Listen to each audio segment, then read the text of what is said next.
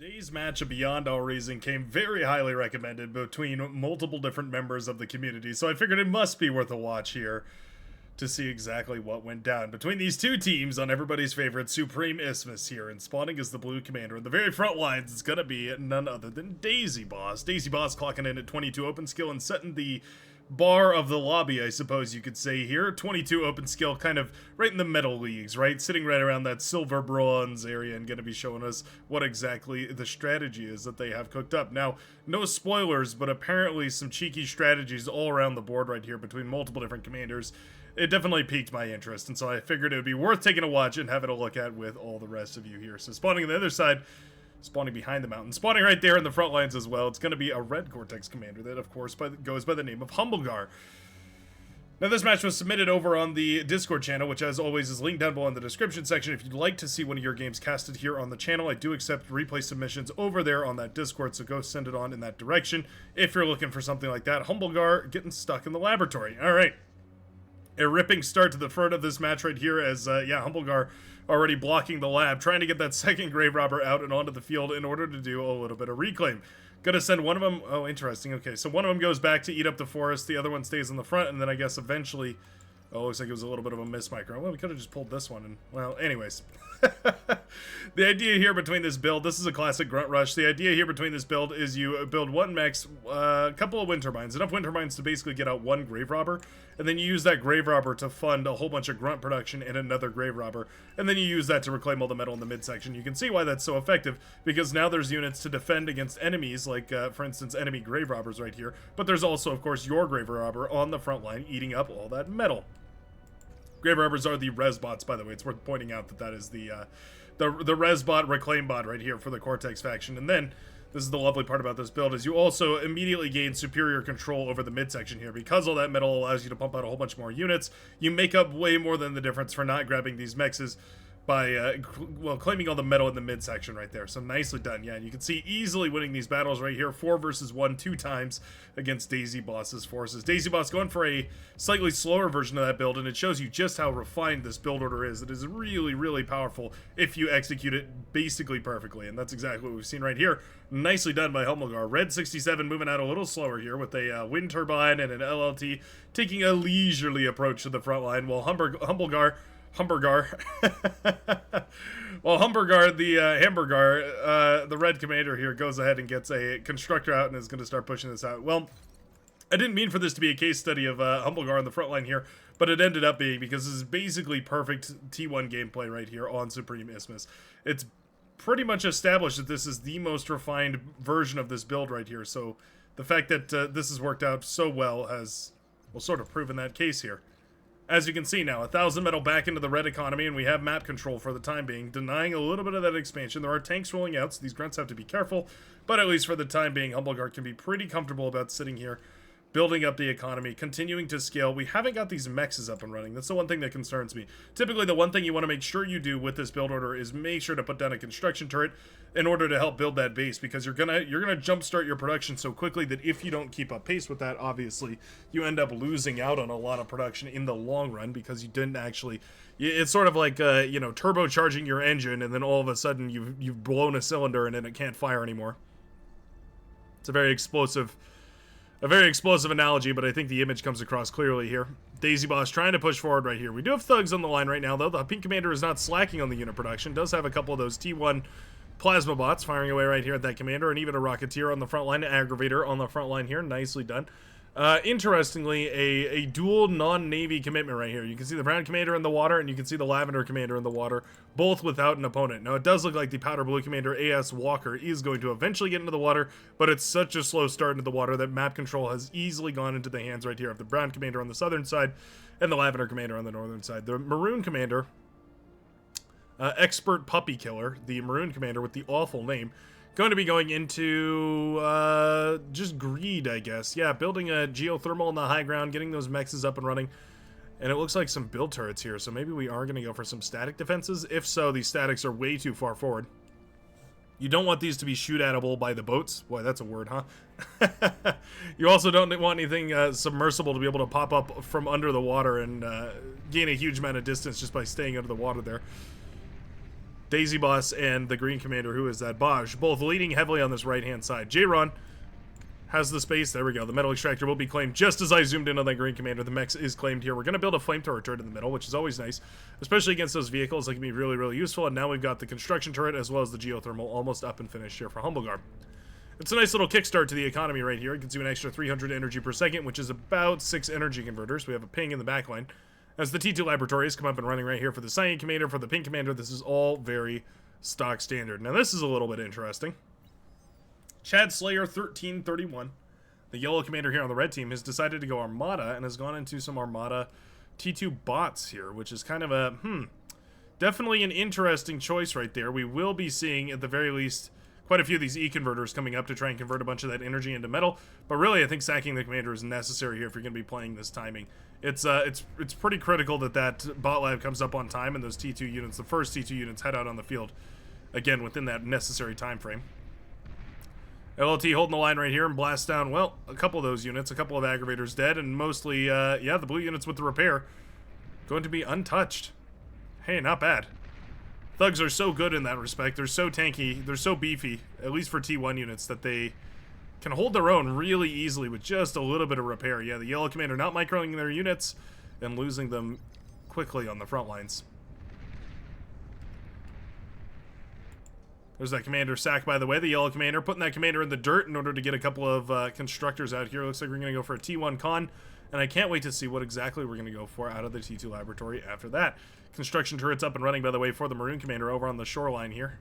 It's a bit of an interesting build. We're going into eventually Cortex naval units here. We do have the construction power to build that laboratory and whatnot, but we've also still got this T1 lab in the back line here that Expert Puppy Killer probably meant to eat up in order to turn into a lab on the high seas. But hey, it works because Wuzhou Jurek, the Lavender Commander, is not building any kind of navy. Eventually going to get a destroyer out on the field, or a couple of destroyers out on the field, but it's going to take a while. You can see there's unclaimed mexes right here. There's an unclaimed mex up here as well. An extra 4.6 metal per second. Definitely would have been very valuable to hold that in the inventory slots right there for the blue team, instead left untapped on the field. Brown Commander walking over to the island, by the way, over on the right-hand side. We'll be claiming that island with a couple of LLTs, some anti-air turrets as well, and putting some mexes down over there. Very good. And this front line is in shambles. Complete shambles, actually. These vehicles have done wonderfully, and the thugs marching forward are perfect for sieging against units that otherwise can't really contest with their gigantic durability. And now the geothermal's in trouble. What on earth are we to do about this? The agitator about, yeah, 3/4 of a way finished right there. The pink commander about to lose it all. That 1,300 metal investment down the drain immediately as all that metal evaporates into thin air. The wireframe explodes into dust and particulate matter. And Red 667 is left at the whim of his teammates. The yellow commander now going to have to save the front line here with the forces of T2, the Hounds, rolling out to the field here. Hounds are an interesting choice, of course. They fire from quite a long range. They do a decent amount of damage. And they're relatively cheap, all things considered. At 300 metal apiece. Thought they were 250. They're 300 metal apiece, so decently expensive. I mean, considering a thug, for instance, is 140, but Hounds are miles more efficient than a thug ever would be. I want to say this is probably a worthwhile investment, at the very least, if we can keep this front line alive. Maybe, yeah, I mean, if that geothermal stays alive, it validates this, but the thugs are focusing the commander, not the units. Daisy Boss. The vision here. This thug is integral, providing the vision for the Hounds to fire away. Boom goes the blue commander. All right. Well, hey, it's better than nothing. The commander does go down at the very least. The wreckage here reclaimed by the red commander going to be eaten up, and it looks like the aggravators are continuing to fire away. These tanks in a big line like this, very easy target for those Rocketeers to hit. So even though they don't trade super efficiently on their own, they still trade eventually, right? That's eventually is the key word there. Funky little submarine composition we got going on over here. Submarine's going to launch their little torpedoes. The dolphins here, of course, also going to be quite nice for absorbing some of the impact, I suppose, from some of this. Yeah, torpedoes away. Submarine goes down fresh out of the laboratory here. Well, I'm not going to kid you and say that this is an efficient trade by basically any measure, but it's certainly a trade. I love watching these lower level games. You get to see just the strangest strategies. Basically a mirrored match on this northern side here as well. Armada Commander going into the Core Commander. I guess it's an inverted version of this match. Yeah, we've got the Arm Commander being the aggressor and the Core on the defense here. Yeah, that's a destroyer, my friend. Those launch depth charges that will kill submarines, and not in much time either. It's 5, I think. 4 to 5 of those seem to blast down a submarine pretty quick. Yeah, and then the Dolphin gets on top of this. There's enough build power here to sustain this lab, and you have to be really careful about that. These laboratories are super, super easy to sustain, so you have to be really careful about pushing into those and accidentally losing it all because you hyper-focus. You sort of put the blinders on and focus up on that lab. And you end up accidentally losing, well, for instance, all your units to the enemy, who can just go ahead and reclaim all those, or at least they should. I'd like to point out here that the Green Commander reclaimed a big portion of this commander wreckage on the field with the Resbot right there, which is always cool to see. That's why I always say, if you include a Resbot with your push rather than after your push, you'll get way more of the metal out. I mean, probably 70 to 80% of the metal you'll extract back into your army, into your economy. Whereas if you send a Resbot afterwards, there's basically no guarantee whether you'll extract any of the metal out or not, or if the enemy will counter-push with their forces, T1 or otherwise. It doesn't take much to kill those Resbots, so you have to be very careful about them. Yeah, medium tank's so hesitant here. The agitator, oh no, pardon me, those aren't agitators, those are Mauser firing away right here. T2 artillery truck. Get a cool little shot of those Mauser firing into the distance. I've said it before, and I'll say it just about every time I can. The Mauser is probably one of my, aesthetically speaking, favorite units in the game. Just a beautifully designed unit. It fires away on its little triaxial wheel mount system and just fires away a gigantic projectile into the distance. Don't get me wrong, the siege tank Quakers are epic as well, but the Mauser has sort of that that classic je ne sais quoi, you know what I mean? I'm sure you do. Still a nothing burger battle over on this side, and my goodness, we've invested a lot into this Navy. So this is a pitfall that a lot of Navy players fall into oftentimes. You'll end up building 4, 5, 6 extra destroyers after you've killed your enemy, or after you effectively could have killed your enemy. And rather than going across the map and finishing the mission, or even after you finish the mission, killed the enemy, still continuing to produce naval units. Let's all be clear about this. Naval units are only good in the water. And on very rare circumstance, they will intersect with the land to a certain degree, and they can be very effective then. But for 99% of the time... Ooh, D-gun. A little bit of a funky situation over there. For 99% of the time, if you don't have an opponent in the water to fight, stop making naval units. Go into an amphibious lab, build amphibious tanks, and roll up on the shorelines to do damage on the land. Shut down the economies or the backlines, or even the front lines of the enemies that your frontline, teammates are facing off against. Ooh, Resbots go down here. Not enough Resbots to clean this up quickly enough. Yeah, 3,500 metal still laying on the field here for the taking. Which commander will be able to grab it, I'm not entirely sure. Rattlesnake here is quite nice. Yeah, Rattlesnakes can do enough damage to be an effective coastal guard. The Agitator Gauntlets are just kind of not that. Unfortunately, because they are pretty cool. Agitators and Gauntlets. Something I don't give them credit for often enough, but they are pretty cool. Why are we so metal-starved right here? A.S. Walker is... I guess we're just putting all the metal into boats. It's not a bad situation. It's just a little bit weird that we don't have more on the field right now. Oh, no geothermal is a huge issue. Obviously, that's a huge boost in energy production, and you can convert a lot of that energy into metal. Still, though, on the back of that, would only be about 6 metal per second. So, what, a 20-ish% increase to the economy right there? Worthwhile, but not game-changing. At least not at this stage. Yellow Commander going for Butler spam. Are we just going to go for a bunch of wind turbines, is my guess. We do have a T1 laboratory, spamulatory coming up and running, by the way, here. We do have a couple of construction towers and some T1 labs queued up, which always says to me that we're looking to spam out ticks onto the front line. Beautiful comeback right here, though. Yeah, I will say that Rattlesnake has cleared up this midline quite nicely. The blue team was unaware of how to deal with that. You just need to jump in a couple of arbiters. Yeah, there they are. We've got one so far, but 2-3 arbiters can blast down a Rattlesnake really effectively, especially if you have radar or radar jamming. Technically speaking, here's a little micro tip for everybody. Technically speaking, if you hit the target button, force target, which is Alt and then T, I believe, T or Y, depending on whether you have my hotkeys or default hotkeys. And then you click on the ground somewhere, it'll force them to target that spot on the ground, even if they're moving. So you can target a spot where, for instance, in the fog of war, you know this Rattlesnake is, and then you can just micro them back and forth. You can just right-click and drag back and forth in order to move the unit around so that the Rattlesnake never really gets a chance to actually fire at your units, but you can fire at theirs. Obviously, this is all a APM stressor, so if you're one of the low APM gamers out there, don't worry about it too much, but it is something to keep in mind as a possibility, because it is an opportunity to be really, really impactful with just a couple of units on the field. little bit of a fusion spam going on over here. This is actually a decent way of scaling the economy, I find. For air players, you end up spending a lot more energy than you do metal. So dumping the excess metal into fusion reactors is typically a good idea. They're not very expensive as far as build power goes to build these. So building a couple of fusion reactors, some E-converters, all that stuff passively is pretty ideal. And you can even just do it like this, where you just latch the commander to the constructor here, and it's generally more than enough. You can throw a couple extra cons on here, but really there's not too much of a need to. Only reason you would in this certain circumstances, you can see we're not actually spending all the metal right now, but that's because there's actually not enough build power to build the units out of the air lab, not necessarily because those fusion reactors aren't taking up enough metal. A far back rattlesnake. An interesting decision right here from the pink commander. You'd imagine the rattlesnake would go at least in line with the agitator. Big old destroyer battle over here. So you're fighting under defenses, which is obviously not ideal, but also you're fighting under the repair here, keeping a lot of this very nice and healthy. Or at least it should. Yeah, there we go. You can see damage destroyers micro to the back, and this is exactly what I was talking about. You can accidentally push in here, be a little overconfident, and just like that, 4 destroyers have gone down right here and been handed over practically to the blue commander. What an unfortunate situation. This commander was not paying attention, did not see that those units were dying, and lost it all right there. Scouts going across.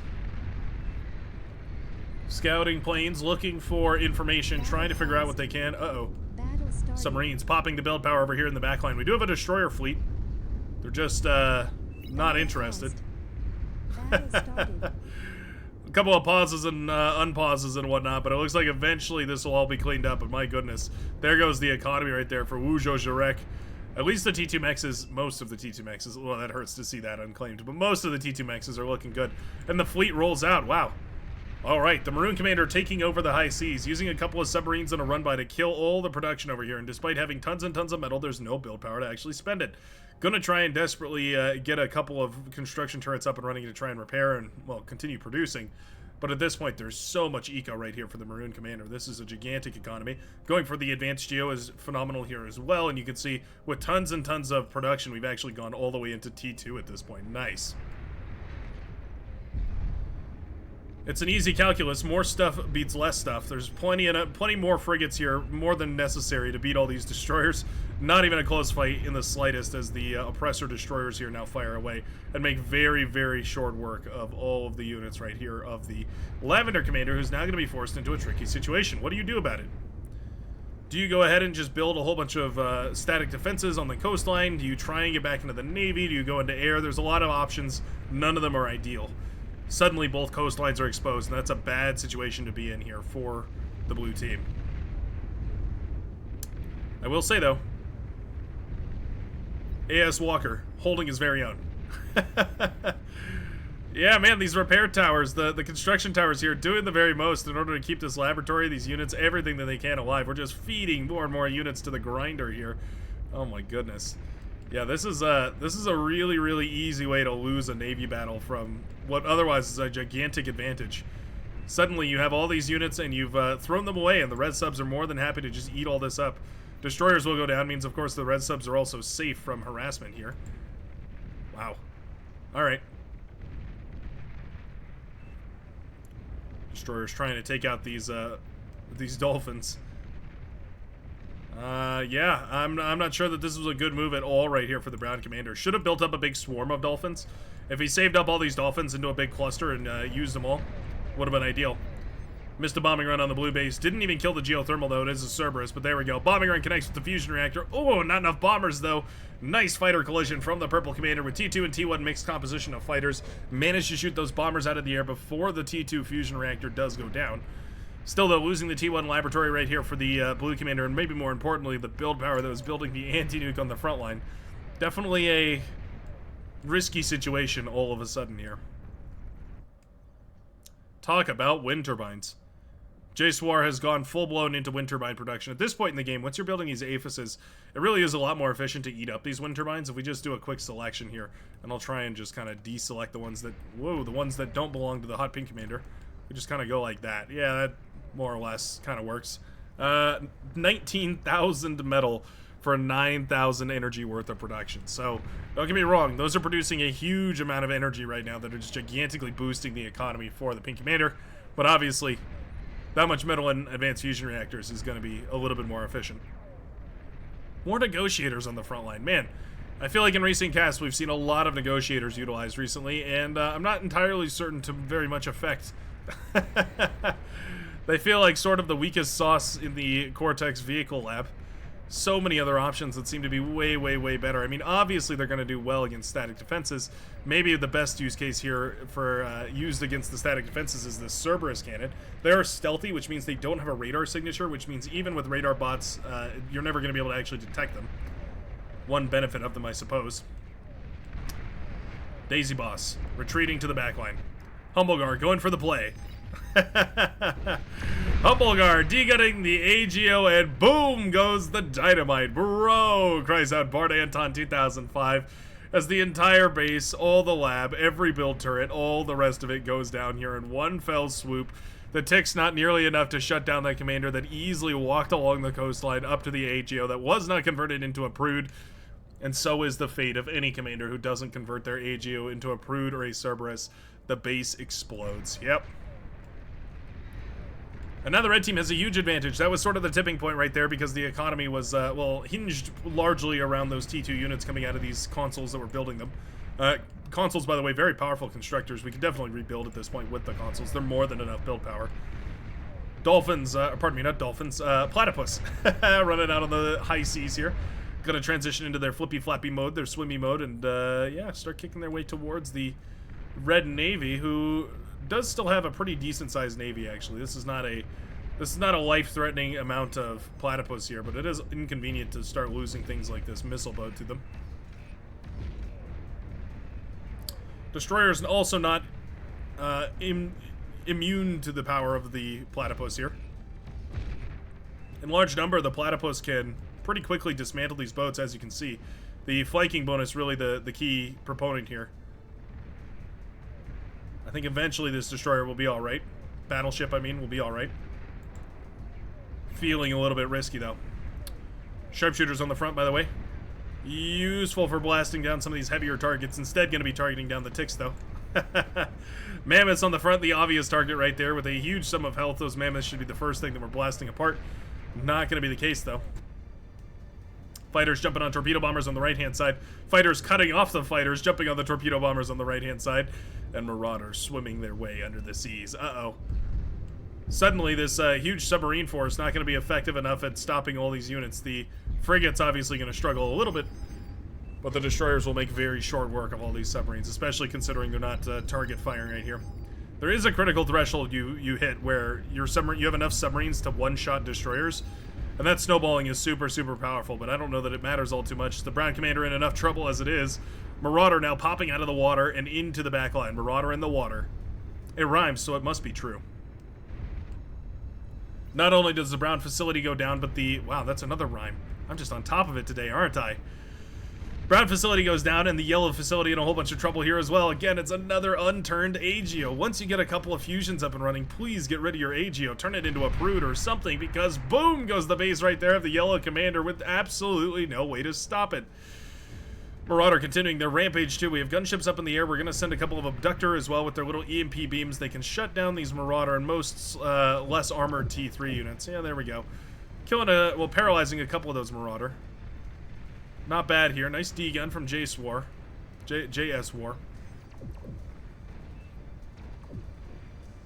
The Abductor's doing a good job here. Making the best of an awful situation, but my goodness, look at that.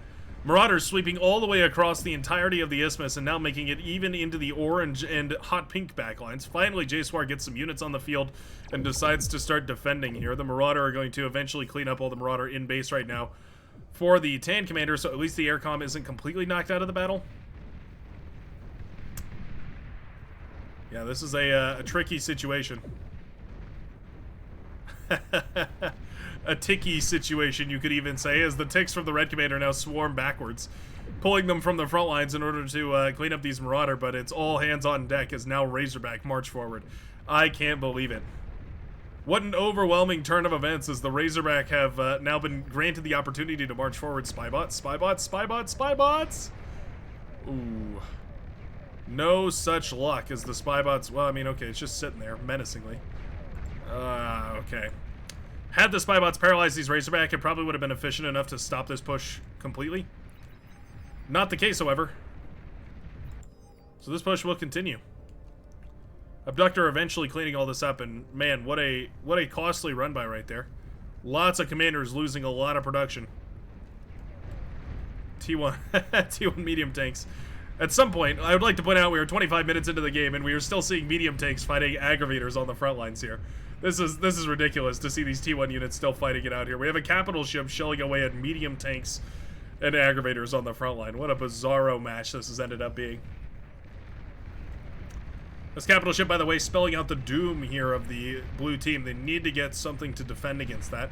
Whether it's pulsars on the sea or Vanguard or catapults, any of those long-range attackers, any of those can be very, very useful. Here's the defensive Marauder. Now I feel like going to be repurposed. Whoa, look at that split on those Banshee, or those gunships. What are they called? Wasps. I thought that was a single gunship right there. Turned out it was 20 gunships all bundled together. It's a drone drill, if you're familiar with StarCraft 2 terms. A drone drill made out of good old-fashioned Wasp gunships. Again, the Marauder, though, doing so much work. Look at that. The Red Commander, for building a Prude, is rewarded with not having his entire base completely destroyed. Salamanders also rolling under the seas. I do see them on the minimap up here. Capital ship firing away at LLTs. Oh, don't tell me. J-Ron moving forward, uncloaked and bold as all ever. Thought he was going to try and go for the Deacon right here. Looks like we're not thinking about that at all, actually. Frontline stands. Prude stays up and standing. The Red Commander holds the line. The Razorbacks, where did they go? There they are. A couple of them anyways. Razorbacks pretty good against Marauder.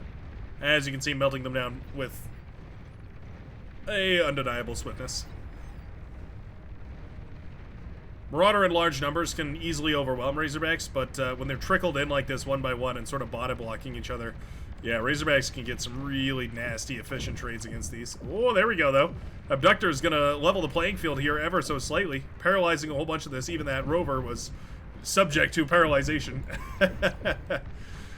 There we go. Marauders pushing forward from the hot pink commander. My goodness. We've got such a T3 production facility. We could have had this mini Marauder out 15 minutes ago. The counterattack here is devastating. The rebuilt base right now of our Seafoam Green commander. They've actually left the game at this point. Wu Zhou Zhirek will degun down one of the Marauders, but only gets one of them. The remainder is getting to the backline base here, and now we have the Salamanders creepy crawling their way up towards the backline. Salamanders fill an interesting place in my heart. They are absurdly tanky, do a decent amount of damage, and are relatively cheap. I guess that is to say they're pretty good. Build power goes down in this frontline nuclear launcher over here. Abductors, though, taking down the very most of this.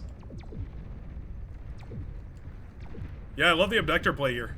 Fighter is not really shooting the abductors down, and so it means that... oh, there goes the build power, by the way. Fighter is not really shooting down all the abductors, so they have free reign to just paralyze whatever they want. Now, unfortunately, they're mostly wasting their EMP beams on some of the lighter stuff, like the Fiends and the Marauders here, where these Razorbacks are probably an ideal target. Paralyzing these and allowing lesser units to blow those apart would be really, really efficient. Is it efficient enough? Well, the red team's got a slight metal advantage. Depending on the reclaim, it's actually not a complete advantage here. A little bit of a resurrection attempt going on in the waters right here of the brown commander. Trying to build back into this game one way or another. I appreciate the tenacity. That's very impressive.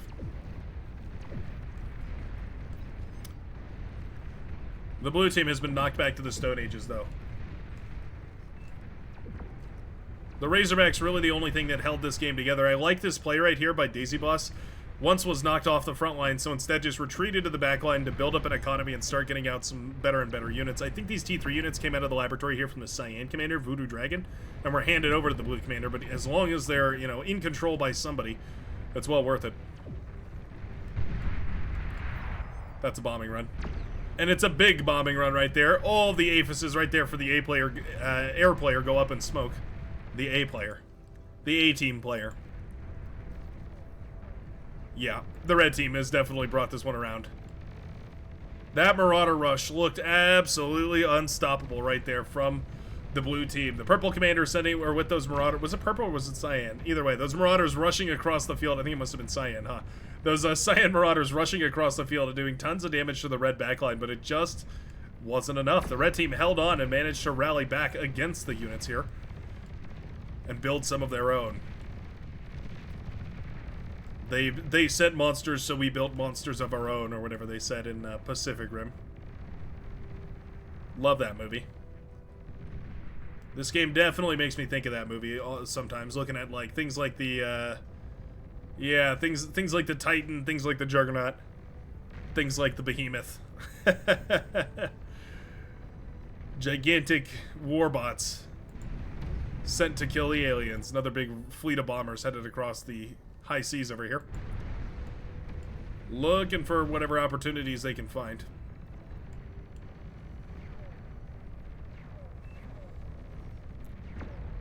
Surprised we haven't got a... What is that firing at? What on earth? Pulsar here just swinging and missing. We have ticks running into the back line. Isn't that annoying? Where'd those bombers go? Oh, they're there. Bombers building up over on this side. The base of the powder blue commander has been thoroughly ravaged. Fiends here, gonna be torn apart. Metal extractors blasted. Couple of scorpion turrets, gonna be pretty good here. Razorback's a whole lot better, I would say. Yeah, anti-air's pretty thick right here, but I'm glad that we're scouting. It means that these bombers can do good work. Ooh, more Marauders on the other side. Hey, nice counterattack. I don't mind that one bit. The air player never really bothered to retake the seas over on the right-hand side. We should have sent torpedo bombers or something to go try and retake all this. Never really happened, so it meant that these Marauder actually had a free shot into the backline. Now, ticks are going to be pretty difficult for the Marauder to deal with. They basically do single target damage.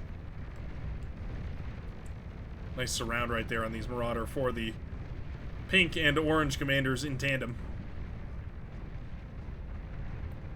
It's the death of a team in slow motion. Nuclear missile never did get charged. How unfortunate. Nuclear missiles are definitely a gambit. A gamble, rather. I think Gambit is a superhero. Anyway. Baj's base goes up in smoke right there. Down goes all the production, and another player taps out of the blue team. And I think we're nearing the end of this match right here. This is a hard-fought battle between these two teams. The blue team definitely had something good going on right there with all those run-bys all over the place. Look at this routing right here on these ticks. They follow the coastline so that nothing can sneak through, no spy bots or anything like that for nuking. And the Marauder now pushing into the back lane. We've got an idle commander, and there we go. It looks like it'll finally be the red team that manages to claim their victory after a sweet, sweet, hard-fought battle back and forth across the Supreme Straits. Some killer bombing runs. And some wonderful Marauder play. It'll be our red heroes that take the win. Thanks a ton for watching. If you did enjoy, please feel free to like and subscribe and join the Brightworks community. What else did I want to say? I guess I just hope you have a wonderful rest of your day. Yeah, don't have anything to shell out. We will be doing a tournament this Saturday, so come check that out. That'll be a lot of fun over on the official YouTube channel. Actually, it'll be right here where you're watching this now, where you can watch us do a live stream of one of the All That Glitters tournaments. Should be some good fun. Hope to see you there, and I hope to see you in the very next game of Beyond All Reason. Peace out, everybody.